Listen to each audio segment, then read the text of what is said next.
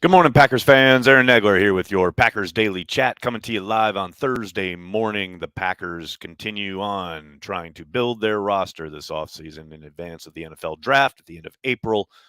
All quiet on the Packers front in the last 24 hours or so after the Jaron Reed signing 2 days ago. Tom Silverstein just literally dropping a piece right before I went live. I'm kind of still ingesting and dissecting, but regarding Davante Adams, and really a great job by Spoon getting into the weeds about kind of not really a TikTok, but a pretty good laying out of how things transpired. And, the main gist of it is a lot of people thought, or were assuming, or were under the impression that Davante asked for his trade after the franchise tag was placed on him. And while that was a flashpoint and Davante was upset when that happened, according to Tom, the request for the trade came a lot earlier. And it's very fascinating to me that in this piece, Spoon lays out, and you guys know we've talked about it a lot here on Packers Daily, in regards to the Packers simply drawing a line in the sand when it comes to not guaranteeing any money other than the signing bonus over the life of the deal, something he is getting in Las Vegas with the Raiders. And I said all along, pretty much since the end of the season, I expected the Packers to cave the way the Steelers did with TJ Watt. Well, they most certainly did not. Now, I don't know how much of a chance they had to do so after the season. This is negotiating last summer prior to his final year in Green Bay. And Tom, does say that Davante pretty much said, okay, we're going to stop talking and I'm going to assume all the risk here, go out on the field every Sunday and get to this offseason and get my huge payday, which obviously he has. But yeah, the Packers, and I just said this on Twitter, it's interesting to me in this kind of new era under Brian Gutekunst, where they have completely smashed their MO when it comes to managing the salary cap and kicking in a can and pushing money out. And I understand Brian has cited the pandemic as a big kind of driver / reason, and he has indicated he would like to get back to the model that they were so consistent with for decades, essentially. Really going back to when Andrew Brandt and Mike McCarthy started kind of structuring things, putting bonuses linked to offseason workouts so they would have high attendance in the offseason, et cetera. That's how far back kind of this model goes, right? And it was just fascinating to me which of these precedents they're willing to bust. And I understand wanting to stick firm with your idea when it comes to the guarantees, but man, for the best wide receiver in the game, you don't make allowances for that. Even that doesn't kind of make you pause and think, okay, maybe this is the exception to the rule here. I don't know. It's just interesting. It's fascinating to me. Anyway, I'm probably talking about a lot of stuff you haven't even read yet. So if you have the chance, please go to packersnews.com. Tom's piece is excellent. I highly recommend it. Good morning to everybody in the comments section. Hope you're all doing well. Roger's hurt toe, starting us right off with a super chat. All right, Nags, what do you know about the DK ordeal? Any truth to it or all smoke? I don't know anything about an ordeal. I did see a report from somebody from Snapback Sports, and all, deference and respect, I have no idea who that is. Yeah, no, I'm sure. I have 1,000% assurity that Brian has undoubtedly called pretty much anybody with a receiver that could potentially be moved. The Seahawks and John Schneider, of course, being on that list. But as far as anything being imminent or a deal getting done or what have you, I've heard absolutely nothing from any reliable, legitimate, credible sources. It doesn't mean it can't happen. Doesn't mean it won't happen, but nothing right now. Morning, everybody. Look at this. Look at all these people chatting it up. Cameron, what's up? Thanks for the super chat. Jeremiah's latest mock has Green Bay taking Olave and Dotson in the first round. On a scale of 1 to 10, how shocked would you be if Goody pulled that off? Not shocked at all. Not shocked at all. I mean, the shock wouldn't be Goody pulling it off. The shock would be the board falling that way, right? I'd be excited, but that's just one of a billion iterations that could potentially happen. But yeah, man, it'd be fun. But again, yeah, the shock wouldn't be Goody. The shock would be the board. Eric, thanks for the super chat. I'm glad they were able to sign so many of their own free agents and bring in Reed, but do you think there will be any big splash moves? Feels like they're moving laterally to me. I feel you. I completely understand that feeling, but someone cited me on Twitter this morning. Who do they play on Sunday?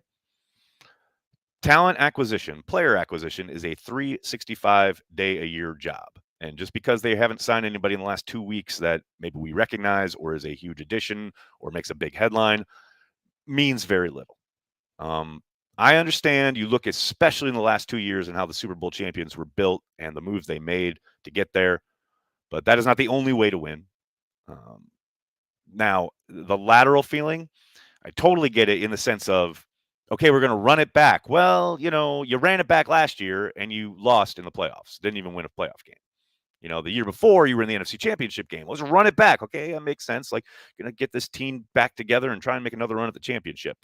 At some point, you would think, yeah, you would want a move or two that signifies forward momentum. But I do think that's more of a feeling for us as fans outside the building than it is a reality.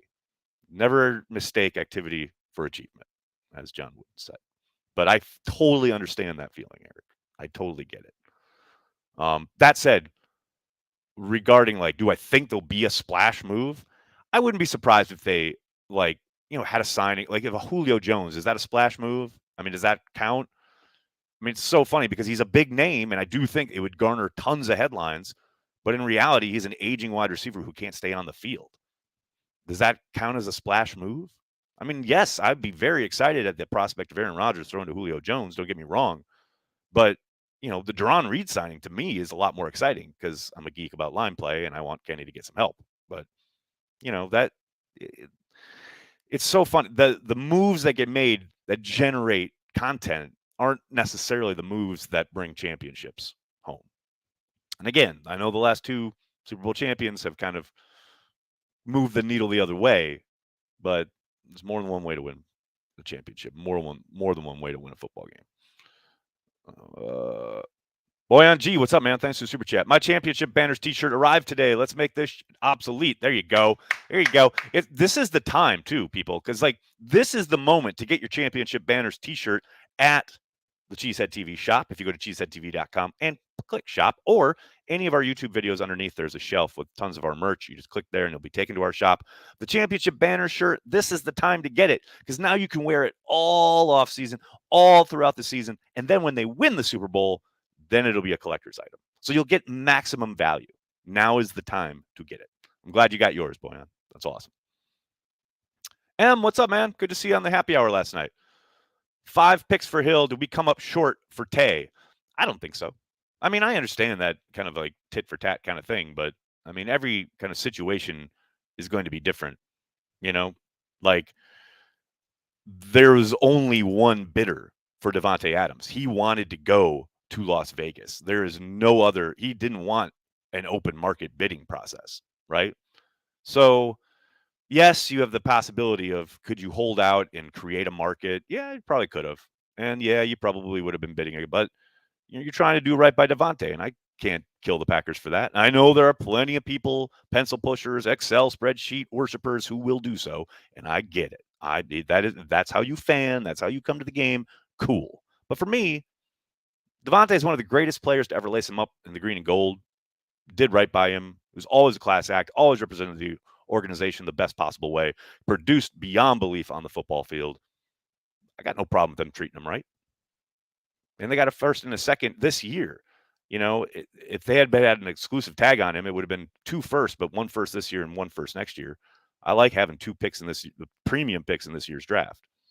The Chiefs did a good job of creating a market. They had at least 2 teams, if not more, bidding for the services. So that creates a higher package. I got no problem with it. But again, your mileage may vary. Alex, thanks for the super chat. Hypothetical better fit in your opinion, DK or Lockett? They're so good. Both of them are so good. I would prefer DK. I just love his skill set. I mean, he's so big. He's so fast. You got to think in the cold of December and January, the way he'd be able to muscle in on some of that, that West Coast-esque stuff they do, the short game stuff. You love that. And of course, on top of that, he's such a great home run threat. And that's not to take anything away from Lockett, who I think is an outstanding receiver. But especially given the state of the Packers wide receiving core, I think DK would be the better fit. But that's just me.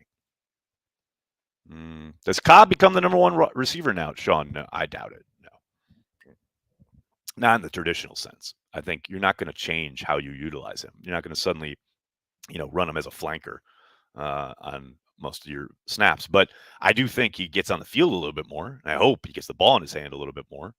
That I certainly hope happens. Travis, what's going on, man? Thanks for the super chat. Do you think we make a splash at wide receiver or wait for the draft? It's a $1 billion question, right? I don't. You splat. You guys keep saying splash. I mean, splash. I don't know. Do I think they make a move at some point? Do I think they sign someone or trade for someone? Yeah, it's possible and probably pretty likely. But a splash? I don't know, man. I think that's in the eye of the beholder. But I think they do both. I think they will add someone in free agency, and then obviously I do think they'll draft someone. Now, where they'll draft someone, I don't know. I know a lot of people are like assuming they'll use one of their first round picks on a wide receiver, and they might, but it wouldn't surprise me if they didn't. Wouldn't surprise me if they waited to round 2. But we'll see. What else we got? Mike, what's going on, man? Thanks for the super chat. Packers currently have 11 picks in the draft. How many picks do you actually think Goody ends up making in total? I think 7 to 8. I think that's a good bet, Mike. I do think that ammo allows you, especially with that extra, what is it called? Compensatory pick, developmental pick. The compensatory pick, which is now you can trade, which you couldn't before, but now you can trade it. It gives you a lot of maneuverability, right? Either up or down. But yeah, I'm with you. I think 11 selections would be a surprise. Maybe 7, 8. 9, 10. I think, he'll trade like a pick or two, but I don't see him making wholesale big moves. But I think it allows him the ability to move up and down his board as he sees fit. And look, man, the maneuverability is always great, but I suspect we'll see him probably, because they are always perennially at the bottom of the heap when it comes to the draft order. I would suspect there'll come a time when he wants to jump up, and now he's able to do so because he's got the assets, right? But yeah, I think you're spot on in the sense that I'd be very surprised if you made all 11 selections. SoCal, what's up, man? Thanks for the super chat. What have you heard on MVS visiting the Chiefs? Just that he's visiting the Chiefs as of yesterday. Haven't heard anything past that. Haven't heard that story advanced at all. I do wonder, I do hope it's about trying to get the Packers to up their deal, much like Clifton did back in the day. But yeah, I don't know, man. I haven't heard a word. And it is, the longer we don't hear, the better it is for the Packers. Like, you would think if he was visiting yesterday and now it's another day, traditionally you would hear by now, although it could come out like this morning. But you would think they would be able to get something done within the first 24 hours. So hopefully he leaves without a deal and the Packers are able to get him back. Chris, what's going up, man? Thanks for the super chat. Although I would love DK on this roster, I do worry about simply DK's mental toughness and question his ability to play in Green Bay winter. Could be wrong. Man, yeah, I get, look, I understand what you're saying.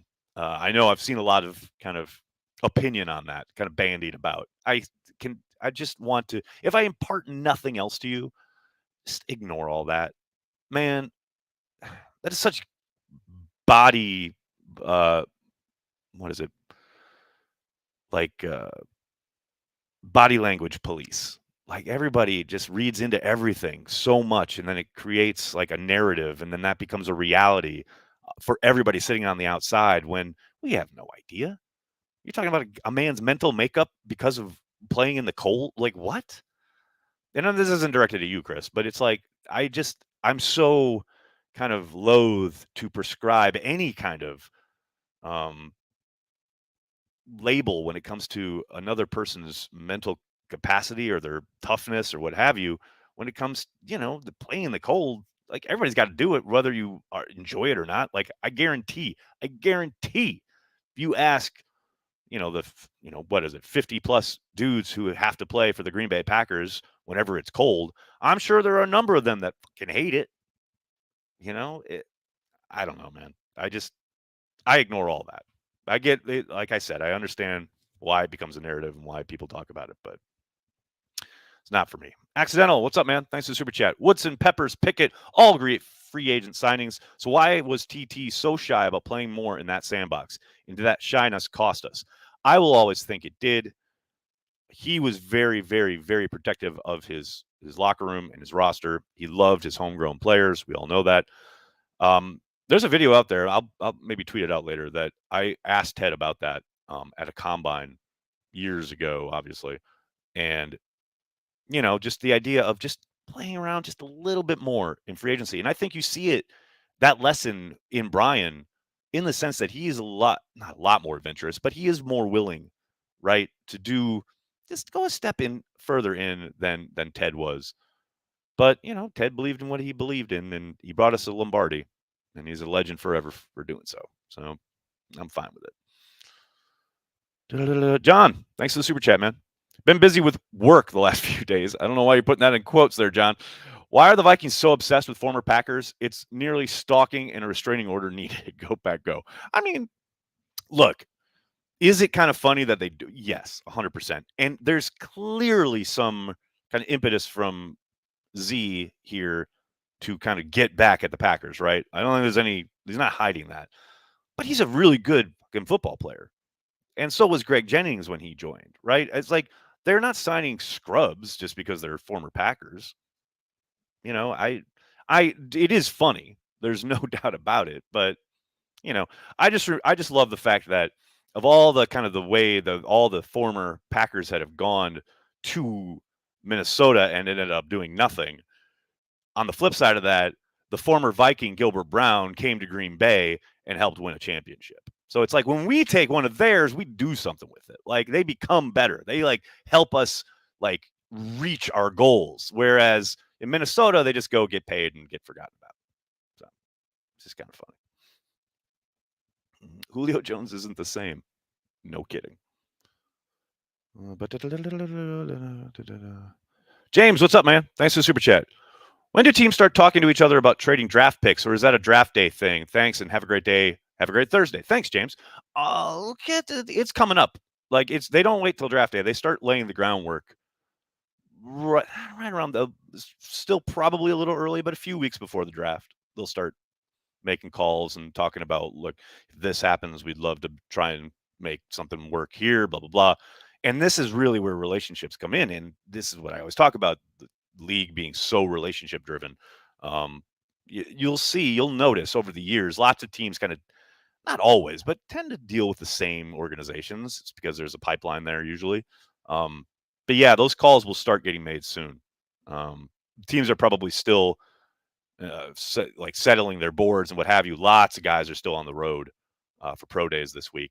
So when teams start reconvening and solidifying their board, then they'll start making some of those calls. Now, that's not to say that there aren't, I'm not saying there aren't calls made kind of spur of the moment day of the draft, like in the kind of run up to, okay, here comes our selection. We'd love to move down. Let's make some calls that haven't, the groundwork hasn't been laid. That certainly happens. But yeah, for bigger moves, targeting a certain player, things that they want to make sure that they're at least have kind of the capability to do, they'll start making calls in a week or so. Like that, they'll start kind of laying groundwork. What do we got? What we got? Uncultured Barbarian. What's up, man? Good to see you again. Morning, Nags. This morning's jams are Moving Right Along with the Muppet Movie and No Matter What by Badfinger. Puppy Tip. See what I did there? Uncultured.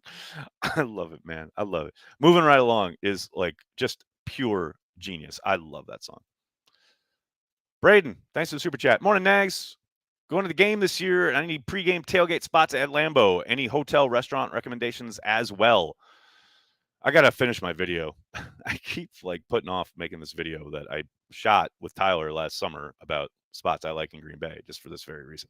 I mean, before the game, you can't go wrong anywhere around the stadium. On the one hand, you've got very proper the Titletown area with lots of activities, very family friendly, and then the other side, you've got Stadium View and Doozies, and it's a little more rough and tumble crowd, but it's a lot of fun either way. As for hotels, man, all I know is as soon as that schedule gets released, make the calls and get your hotel booked. No question about it. I mean, anywhere in Green Bay, really, just grab something. What else we got, folks? What else we got? Marshall, thanks for the super chat. Now that Rasul is signed, chances we re-sign King, another prove-it deal. I still think there's a chance he comes back. We'll see what they think as far as the development of some of their younger guys. But yeah, I wouldn't say the door's closed on that idea or the possibility. No doubt about it. Quinn, nice for the super chat. Morning, Nags. May be off, but Douglas's new contract seems very cheap and cap friendly, especially after his production last year. Am I incorrect? No, in fact, I think one of our dudes put up a piece about it just this overnight. It is a pretty straightforward contract, and it is, I would say, maybe not like under market value, but it certainly helps the Packers as far as keeping it pretty team friendly. And I think some of that is a concession to the idea from his side, from his agents, from his camp, that he absolutely caught lightning in a bottle, but you can't completely erase the fact that he was a bit of a journeyman and bouncing around the league, etc. And I think they loved the situation in Green Bay, and it still gives them the opportunity in a couple years to get back out there and get another bite at the free agency apple. So I think it's a win for both sides, but it certainly helps the Packers in the short term. No question about it. Jeff, thanks for the super chat. When I read these behind the scenes articles, I realize how little we really know what is going on. Enjoy the ride, people. That is a very good takeaway, Jeff. Absolutely. Nick, thanks for the super chat. Got to support the pack no matter what. What is the Leo gift? That's my guy, Nick. That's my guy. Pack fan, thanks for the super sticker. Appreciate it. Chris, thanks for the super chat. The Bears are the ones that signed the Packers scrubs. I mean, they signed EQ. I wouldn't call Lucas Patrick a scrub. Those are talented dudes, man. Uncultured. Again, what's up, man? I'm not bothered by Big Z going to mini. It's not like that he can play center or guard. I have visions of Kenny Clark bench pressing Bradbury again. Puppy tip. Yeah, Bradbury has had a rough life against Kenny. There's no doubt. Braden, thanks for the super chat. Would you ever do a podcast with Tom Silverstein? I used to when I worked with him. What funnily, this is true. I actually asked him to be on the Shameless pod for our Patreon page last week, and we were trying to make it work, but like the schedules were just bad, and it got late in the week, and he had to do his own podcast, whatever. But it will happen at some point. I'd love to have him on the YouTube channel, actually. But yes, we'll do something together at some point. I love Spoon. He's amazing. Carry the G and hit like. Jill, perfectly stated. I can't thank you guys enough. I'm going to head out. Please do follow Jill's instructions and hit like on the video. And please, please, please subscribe to the channel. Really means a lot to me that you guys hang out every morning, Monday through Friday, right here, talking Packers each and every day, because it's what we do. Thank you. Thank you. Thank you so much for the support and for making Cheesehead TV even a small part of your Packers routine. I know there is a lot of content out there, a lot of different ways that you can kind of connect with the Packers and the fans, and you utilize us in any way, shape, or form really means a lot. Please do hit like, hit subscribe, and then tell your friends and tell your family. Cheesehead TV, we are devoted to Green Bay Packers fans worldwide. Thanks a lot, everybody. Have a great day. Go Pack Go.